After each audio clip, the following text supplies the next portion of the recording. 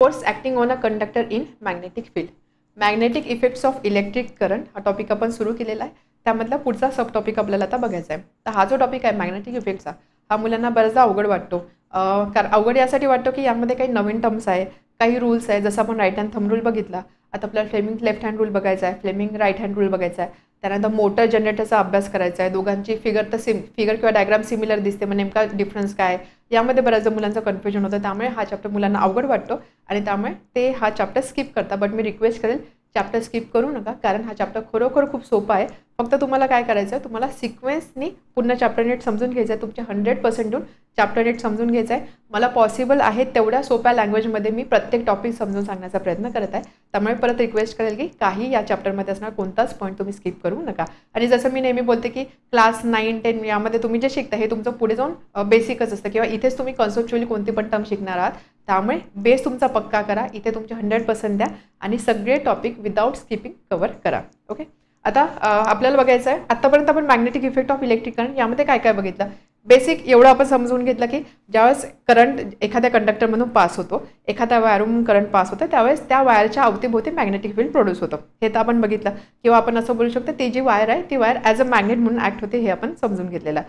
आता आपल्याला पुढे जाऊन काय बघायचं आहे. सपोज एक वायर आहे, ठीक आहे, एक कंडक्टर आहे. ज्यावेळेस मी वायर बोलते त्यावेळेस मी कंडक्टर मेन्शन करते, म्हणजे काय इथून या वायरमधनं एक करंट पास होणार आहे. ही वायर आहे. त्यानंतर जर मी ही जी वायर आहे ही मॅग्नेटिक फील्डच्या अराउंड ठेवली, म्हणजे वायरच्या आजूबाजूला जर मी मॅग्नेटिक फील्ड ठेवलं, ठीक आहे, वायरच्या विसिनिटीमध्ये जर मी मॅग्नेटिक फील्ड ठेवलं, तर मॅग्नेटिक फील्ड जे आहे, मॅग्नेटिक फील्ड और मॅग्नेटिक फील्ड इंटेन्सिटी आपण दाखवतो विथ सिम्बॉल कॅपिटल बी. ठीक आहे, सो मॅग्नेटिक फील्ड और मॅग्नेटिक फील्ड इंटेन्सिटी आपण कॅपिटल बीने दाखवतो. त्यामुळे आता जेव्हा आपण मॅग्नेटिक फील्ड बोलू त्यावेळेस मी बी या लेटरचा यूज करेल, कॅपिटल बीचा. ज्यावेळेस एखादी वायर आहे करंट कॅरिंग वायर, ती जर मी मॅग्नेटच्या अराउंड ठेवली, फॉर एक्झाम्पल जसं या केसमध्ये एक मॅग्नेट घेतलेला आहे, तर काय होणार आहे, ही जी वायर आहे ह्या वायरवरती काहीतरी फोर्स एक्झर्ट होतो. या वायरवर काय होतं, फोर्स एक्झर्ट होतो.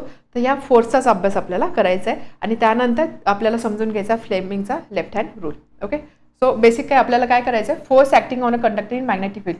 कंडक्टर आहे म्हणजे करंट आहे.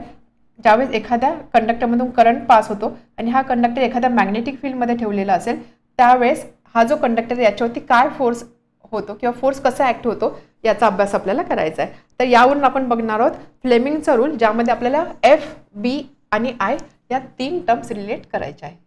एफ, बी अँड आय या 3 टर्म रिलेट करायच्या. फ्लेमिंग लेफ्ट हँड रूल आपण या टॉपिक नंतर बघणार आहोत. सगळ्यात आधी हा एक एक्सपेरिमेंट इथे केलेला आहे, तो एक्सपेरिमेंट आपल्याला समजून घ्यायचा आहे. एक बेसिक अंडरस्टँडिंग आली काय, कंडक्टर आहे, करंट पास होतोय आय, ठीक आहे. हा जो कंडक्टर आहे हा कुठेतरी मॅग्नेटच्या अराउंड ठेवलेला, म्हणजे काय ते मॅग्नेटिक फील्ड तिथे प्रेझेंट आहे.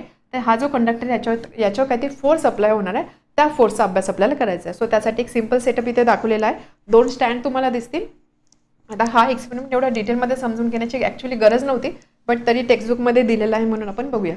2 स्टँड इथे दिसत आहे, ठीक आहे. एका स्टँडवरती इथे तुम्हाला हा एक मॅग्नेट दिसतो, ठीक आहे. असा जो मॅग्नेट असतो याला आपण काय बोलतो, हॉर्स शू मॅग्नेट. माहिती असेल तुम्हाला, याचा एक पोल नॉर्थ असणार, एक पोल साऊथ असणार आहे. याला आपण बोलतो हॉर्स शू मॅग्नेट.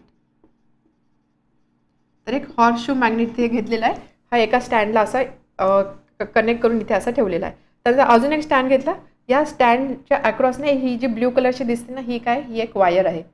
वायर आहे म्हणजेच काय, कंडक्टर आहे. इथून आपल्याला करंट पास करायचा आहे. समजला सेटअप. 2 स्टँड आहे, एका स्टँडला एक हॉर्स शू मॅग्नेट लावलेला आहे. एक मॅग्नेट आहे इथे. मॅग्नेट आहे म्हणजेच काय, इथे मॅग्नेटिक फील्ड प्रोड्यूस होणार आहे आणि त्यानंतर मॅग्नेटिक फील्ड प्रोड्यूस करण्यासाठी इथे एक मॅग्नेट दाखवला आहे. करंट पास करायचा म्हणजे मला लागणार आहे कंडक्टर. या दुसऱ्या स्टँडच्या अक्रॉस हा एक कंडक्टर, ही जी ब्ल्यू कलरची लाईन दिसते दॅट इज अ वायर. हा आहे कंडक्टर, तो इथे ठेवलेला. आता कंडक्टर आणि मॅग्नेट याची पोझिशन कशी आहे बघा. हा जो हॉर्सशू मॅग्नेट आहे याच्यामधून असा कंडक्टर पास होतो, म्हणजे हॉर्सशू मॅग्नेट थोडक्यात असा ठेवलेला आहे आणि ही वायर अशी पास होते. म्हणजे ही जर वायर असेल आणि हा जर मॅग्नेट असेल असा यू शेपचा, याच्यामधून ही वायर अशी पास होते, ठीक आहे. आता या वायरमधून मला करंट पास करायचं म्हणजे मला बॅटरी लागणार आहे. सो त्यासाठी सप्लाय दाखवला आहे. ही जी वायर आहे याच्या अक्रॉस असा रेड कलरने हा जो पाथ दिसतो हा काय, हे थोडक्यात सर्किट आहे. इथे एक व्होल्टेज सोर्स दिलेला आहे. इथून करंट असा पास होणार. करंट नेहमी पॉझिटिव्ह टर्मिनलपासून निघतो. करंट असा जाऊन या वायरमधून असा पास होणार आहे. समजला सेटअप काय. एक मॅग्नेट आहे, हॉर्स शू मॅग्नेट घेतलेला आहे. एक वायर घेतलेली आहे. वायर अशी पोझिशन केली की ती त्या मॅग्नेटच्या इथून जाते, मॅग्नेटच्या मधून अशी पास होते आणि त्यानंतर इथून पास करण्यासाठी करंटसाठी म्हणून एक बॅटरी घेतलेली आहे. एवढं सिंपल सेटअप आहे. आता काय होणार आहे, ज्यावेळेस मी काहीच करंट पास करत नाही आहे, म्हणजे करंट ज्यावेळेस 0 असेल, ठीक, इथे तुम्ही की वगैरे सुद्धा दाखवू शकता, कीचा यूज करून आपण करंट कंट्रोल करू शकतो.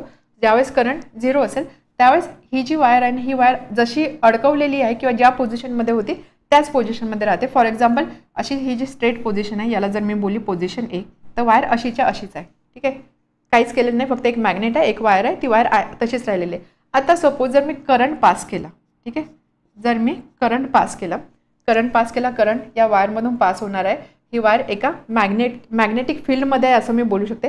तर ज्यावेळेस आपण वायरमधून करंट पास करू त्यावेळेस काय लक्षात येतं की ही जी वायर आहे ना, जी आता अशी स्ट्रेट होती, ही जी वायर आहे ही वायर आता अशी बेंड होते, म्हणजे अशी स्ट्रेट वायर होती तिला असं बेंड येतोय म्हणजे काय, सपोज माझ्याकडे एक वायर आहे ती स्ट्रेट होती, ती वायर जर मला बेंड करायची असेल तर काय होणार, मला काहीतरी त्याला टच करावं लागेल किंवा मला त्याला काहीतरी फोर्स अप्लाय करावं लागेल. ॲज लॉंग ॲज मी याच्यावरती काहीतरी फोर्स अप्लाय नाही करत तोपर्यंत ती अशी बेंड नाही होणार. वायर बेंड होते म्हणजेच काय, ह्या वायरवर काय अप्लाय होतं, ह्या वायरवर वर्क होतोय काहीतरी फोर्स, या वायरवर काय होतोय, वर फोर्स वर्क होतं. म्हणजेच काय, ज्यावेळेस एखादा कंडक्टर किंवा करंट कॅरिंग कंडक्टर मॅग्नेटिक फील्डमध्ये असतो त्यावेळेस इथे हा जो कंडक्टर आहे याच्यावरती एक फोर्स अप्लाय होतो किंवा फोर्स एक्झर्ट होतो. हे तर समजलं.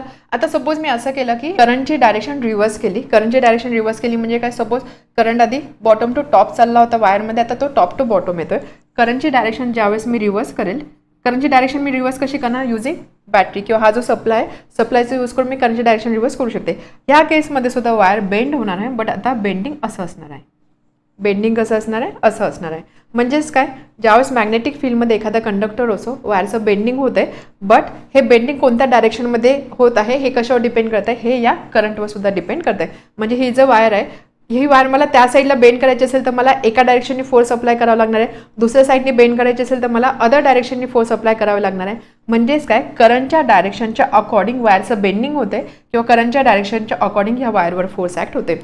आता हे आपण करंट कन्सिडर केला. सपोज मी हा जो मॅग्नेट आहे हा मॅग्नेट रिव्हर्स केला म्हणजेच काय, नॉर्थ पोल सपोज इथे आणला आणि साऊथ पोल इथे आणला, तरी सुद्धा त्या केसमध्ये वायरचं बेंडिंग वेगवेगळं असणार आहे. ठीक आहे, यावरून आपण काय कंक्लुजन आपण काय काढू शकतो. सपोज एक कंडक्टर आहे, तो आपण मॅग्नेटिक फील्डमध्ये ठेवला, कंडक्टर करंट त्यामधून पास होतो, तो जो मॅग्नेटिक फील्डमध्ये ठेवला तर त्या कंडक्टरवरती किंवा त्या वायरवरती नेहमी फोर्स अप्लाय होतो, नेहमी तिथे फोर्स एक्झर्ट होतो. आणि हा जो फोर्स असतो, या फोर्सची जी डायरेक्शन असते, ही फोर्सची डायरेक्शन कशावर डिपेंड करते, फोर्सची डायरेक्शन डिपेंड करते करंटवर, फोर्सची डायरेक्शन डिपेंड करते मॅग्नेटिक फील्डवर. करंट म्हणजे जे आपण इथे रिव्हर्स केल्यावर बेंडिंग वेगळं होतं. मॅग्नेटिक फील्ड म्हणजे आपण जर नॉर्थ आणि साऊथ पोलची पोझिशन चेंज केली त्या केसमध्ये सुद्धा आपल्याला वेगळा रिझल्ट मिळणार आहे. सो हा जो फोर्स आहे हा फोर्स डिपेंड करतो करंट आणि त्या कंडक्टरमधून पास होणारा करंट, त्याची डायरेक्शन आणि मॅग्नेटिक फील्डच्या डायरेक्शन हा फोर्स डिपेंड करतो. ते होतं ह्या एक्सपेरिमेंटचं कन्क्लुजन. यावरून आपल्याला बघायचं आहे फ्लेमिंग्स लेफ्ट हँड रूल. हा टॉपिक सगळ्यात आधी समजला, force acting on a conductor in magnetic field. Conclusion काय की कंडक्टर मॅग्नेटिक फील्डमध्ये ठेवला, त्याच्यावरती फोर्स एक्झर्ट होणार आहे. हा जो फोर्स आहे या फोर्सची डायरेक्शन डिपेंड करते करंटवर आणि मॅग्नेटिक फील्डवर. सो फोर्स, करंट आणि मॅग्नेटिक फील्ड यामध्ये असणारं जे रिलेशन असतं किंवा ज्यावेळेस एखादा कंडक्टरमधून करंट पास होतोय आणि तो एका मॅग्नेटिक फील्डमध्ये ठेवलेला आहे, त्यावेळेस हा जो फोर्स एक्झर्ट होतो या फोर्सची डायरेक्शन कशी असणार आहे हे आपण डिस्क्राईब करू शकतो using Fleming's left hand rule. कोणता rule? Fleming's left hand rule. खूप इंटरेस्टिंग रूल आहे फ्लेमिंग्स लेफ्ट हँड रूल. याच्या आधी आपण कोणता रूल बघितला? Right hand rule, right hand thumb rule. Right hand thumb रूलमध्ये आपण काय बघितलं? आपण राईट हँडचा यूज करतो. राईट हँड थंब रूलमध्ये आपल्या दोनच गोष्टी लक्षात ठेवायच्या आहे, एक थंब आणि एक कर्ल फिंगर. थंबची डायरेक्शन नेहमी कुठे असते? करंटकडे असते.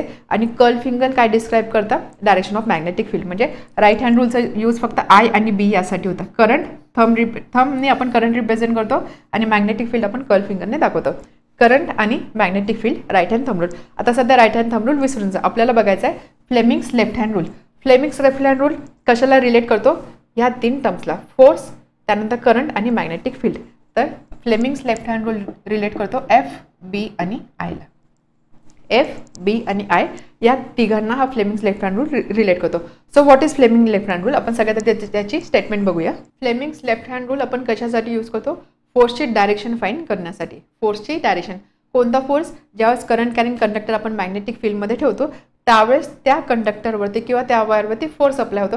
हा फोर्स कोणत्या डायरेक्शनमध्ये असणार आहे ते फाइंड करण्यासाठी आपण या रूलचा यूज करतो. त्यासाठी तो एक्सपेरिमेंट आठवायचा की ज्यामध्ये आपण एक मॅग्नेट होता, हॉर्सशो मॅग्नेट, एक वायर सस्पेंड केली होती. ती जी वायर होती ती वायर बेंड होत होती. आता यामध्ये हे जे मॅग्नेटिक फील्ड आणि ही जे वायर जी आहे म्हणजे मॅग्नेटिक फील्ड असा हा मॅग्नेट होता, त्यानंतर ही अशी वायर सस्पेंड केली होती. तर इथे मॅग्नेटिक फील्ड आणि करंट हे दोघं एकमेकांना परपेंडिक्युलर होते.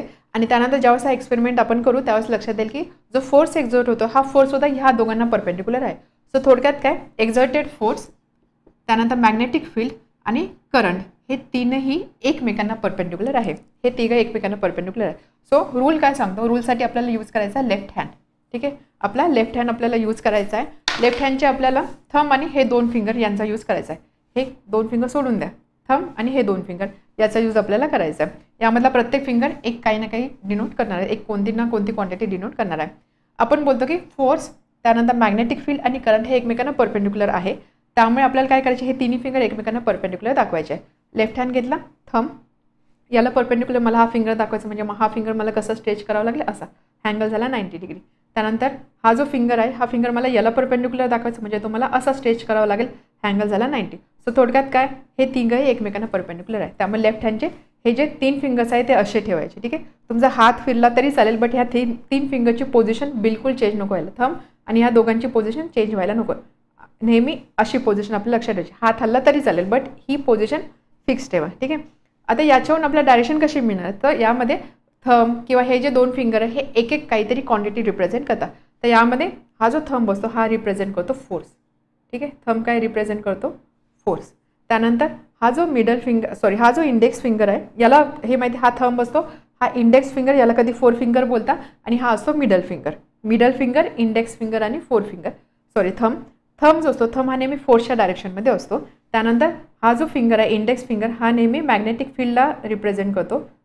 हा फिंगर मॅग्नेटिक फील्डला रिप्रेझेंट करतो, म्हणजे बीला रिप्रेझेंट करतो.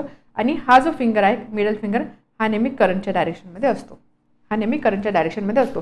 सो याचा यूज कसा होतो, आपल्याला सपोज एक मॅग्नेटिक फील्ड आहे आणि त्यानंतर करंटची डायरेक्शन माहिती आहे. मग ह्या केसमध्ये आपल्याला बघायचं आहे की त्या वायरवरती किंवा तिथे जो काही एलिमेंट दिलेला आहे त्याच्यावरती फोर्स कसा अप्लाय होतो. तर त्यासाठी काय करायचं, हात असा ठेवायचा लेफ्ट हँड, हे तिन्ही फिंगर असे ठेवायचे. मग बघायचं की करंट कोणत्या डायरेक्शनमध्ये चालला आहे त्या डायरेक्शनला हा फिंगर मॅच करण्याचा प्रयत्न करायचा.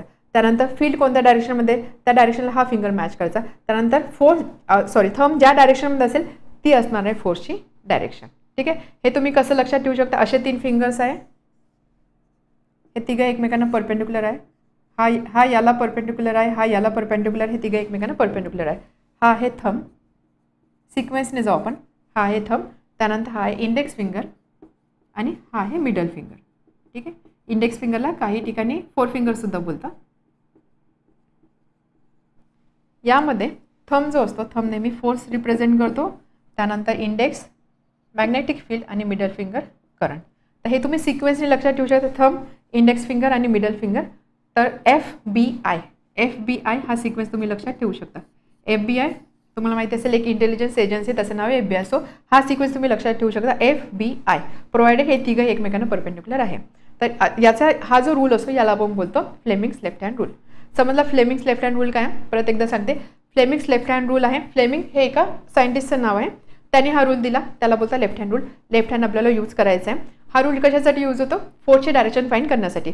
फोर्सची डायरेक्शन फाइंड करायची असेल, बट आपल्याकडे काय काय इन्फॉर्मेशन कसली असणार आहे, आपल्याकडे करंटची डायरेक्शन असणार आहे, आपल्याकडे मॅग्नेटिक फील्डची डायरेक्शनसुद्धा असणार आहे. करंटची डायरेक्शन असणार आहे, मॅग्नेटिक फील्डची डायरेक्शन असणार आहे.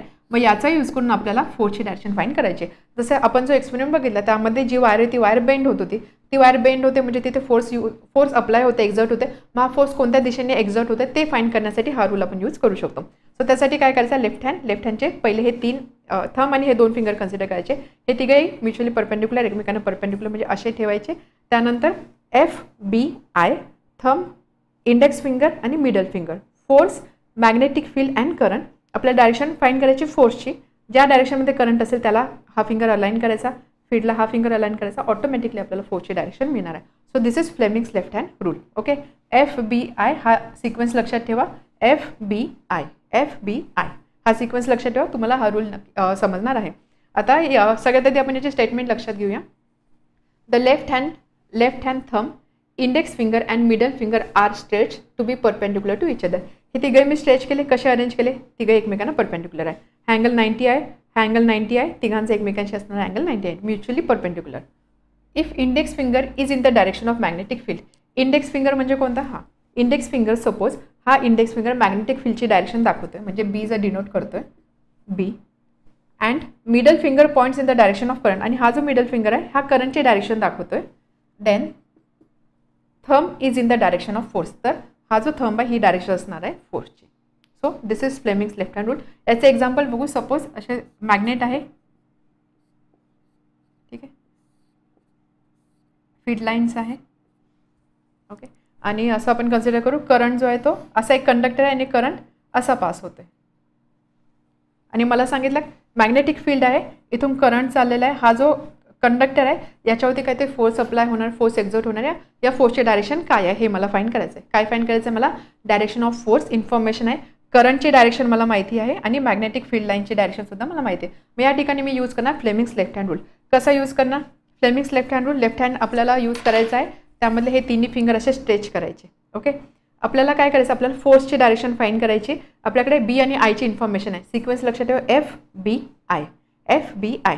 यामध्ये फोर्स ही डायरेक्शन कसली आहे? North to south. म्हणजे ही डायरेक्शन कसली आहे? फील्डची, मॅग्नेटिक फील्डची. मॅग्नेटिक फील्डच्या अलॉंग मी बीला अलाइन करेल, म्हणजे असा. बाकी मी फिंगरची पोझिशन चेंज करत नाही. हा याला परपेंडिक्युलर, हा याला परपेंडिक्युलर. बी असा आहे. त्यानंतर करंट कसा आहे? करंट दिसतोय वरती जाताना. करंट वरती जाताना दिसतोय म्हणजे मी काय करणार? हा असा चेंज करणार, ठीक आहे. ही झाली फील्डची डायरेक्शन आणि करंट असा चाललाय. समजते? फील्ड आणि करंट. F B I. प्रॅक्टिससाठी आधी फिंगरवर मी लिहून घेतलं. This is F, this is B, this is I. तुम्ही सुद्धा तसं करू शकता जोपर्यंत तुमची प्रॅक्टिस होत नाही. सो ही आहे डायरेक्शन ऑफ मॅग्नेटिक फील्ड आणि त्यानंतर ही आहे डायरेक्शन ऑफ करंट. मग फोर्सची डायरेक्शन कशी असणार आहे? परपेंडिक्युलर आहे. मी पोझिशन चेंज नाही केलेली. फोर्स असा आहे. फोर्स असा आहे म्हणजे काय? फोर्स इनवर्ड आहे. फोर्स कसा इनवर्ड म्हणजे कंडक्टर कसा बेंड होणार असा, ठीक आहे. तर अशा पद्धतीने आपल्याला फोर्सची डायरेक्शन फाइंड करता येते. सपोज हा जर करंट खाली राहिला असता, म्हणजे करंटची डायरेक्शन जर खाली राहिली असती, हा राहिला असतं मॅग्नेटिक फील्ड आणि त्यानं हे परपेंडिक्युलर सगळ्यात आधी मी केले असे. हे मॅग्नेटिक फील्ड आहे, करंट खाली चाललं म्हणजे असा. ही बी आणि ही करंटची डायरेक्शन. तर ह्या केसमध्ये हा जो फोर्स आहे कसा राहिला असता? आउटवर्ड राहिला असता. तर अशा पद्धतीने फ्लेमिंग्स लेफ्ट हँड रूलचा यूज करून आपल्याला फोर्सची डायरेक्शन फाइंड करता येते. समजला? एफ बी आय, 4 फिंगर, त्यानंतर इंडेक्स फिंगर आणि मिडल फिंगर तिघे परपेंडिक्युलर दाखवायचे. बऱ्याचदा असं होतं की रूल आपण ज्यावेळेस यूज करतो आपले फिंगर हे असे एक्झॅक्टली परपेंडिक्युलर राहत नाही. हे दोन थंब आणि हा फिंगर तर ठीक आहे, बट हा जो आहे ना असा मूव्ह होतो. तर नेहमी इन्शुअर करा की हा जो अँगल हा अँगल नेहमी 90 डिग्री असेल. त्याच वेळेस तुम्हाला परफेक्ट डायरेक्शन मिळणार आहे. थंब, त्यानंतर इंडेक्स फिंगर आणि त्यानंतर middle finger. F B I. F म्हणजे फोर्स, बी म्हणजे मॅग्नेटिक फील्ड आणि आय म्हणजे current. So this is Fleming's left hand rule. आता याचा यूज करून आपल्याला मोटरचा प्रिन्सिपल समजून घ्यायचा. म्हणजे जी मोटर असते, मोटर कोणत्या प्रिन्सिपलवर वर्क होते ते समजण्यासाठी आपल्याला या रूलचा यूज होणार आहे. आतापर्यंत आपण 2 रूल बघितले. एक होता राईट हँड थंब रूल, अगदी सिंपल रूल होता. राईट हँड थंब रूलमध्ये आपल्याला फक्त 2 गोष्टी लक्षात ठेवायच्या आहे आणि लेफ्ट हँड रूलमध्ये आपल्याला 3 गोष्टी लक्षात ठेवायच्या आहे. राईट हँड रूलमध्ये आपण काय म्हणत होतो की करंट आणि मॅग्नेटिक फील्ड, करंट आणि मॅग्नेटिक फील्ड. आणि यामध्ये आपण फोर्स, मॅग्नेटिक फील्ड आणि करंट यामध्ये आपण काय करत होतो? करंटचा यूज करून आपण मॅग्नेटिक फील्डची डायरेक्शन बघत होतो. म्हणजे राईट हँड थंब जो असतो, थंब हा करंटच्या डायरेक्शनमध्ये असतो आणि this is direction of magnetic field. करंटचा यूज करून आपण फील्डची डायरेक्शन फाइंड करत होतो. इथे आपण कसली डायरेक्शन फाइंड करतोय? या रूलच्या अकॉर्डिंग आपण एफची डायरेक्शन फाइंड करतो.